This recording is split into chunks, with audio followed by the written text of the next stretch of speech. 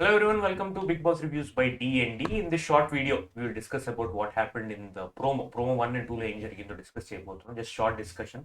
Promo 1 ఏం లేదు, just Ritu ఏమో పవన్తో ఫ్లర్ట్ చేయడం అండ్ ఎమాన్యుల్ ఏమో ఒక లేడీ గెటప్ వేసుకుని ఏదో ఫ్యామిలీ క్విట్ ఒక జబర్దస్త్ కిట్ లాంటివి చేయడం, అది తప్పేం లేదు.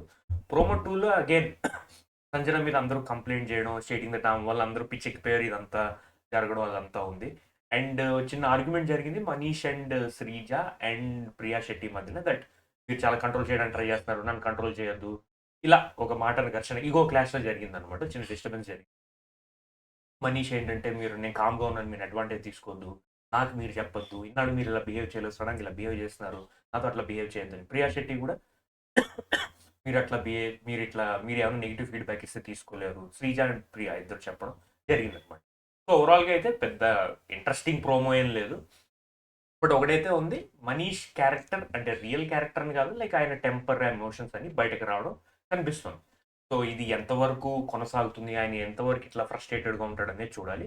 అండ్ నా ఎక్స్పెక్టేషన్ ఏంటంటే వీకెండ్ ఎపిసోడ్లో నాగార్జున విల్ ఏంటంటే council him on his behaviour, because అన్ని పరీక్షలు అంత కామ్గా ఉన్నాడు, ఇప్పుడు ఎందుకు ఇంత ఫ్రస్ట్రేట్ అవుతున్నాడు అని చెప్పి నేను కౌన్సిలింగ్ జరగచ్చు అని నేను అనుకుంటున్నాను.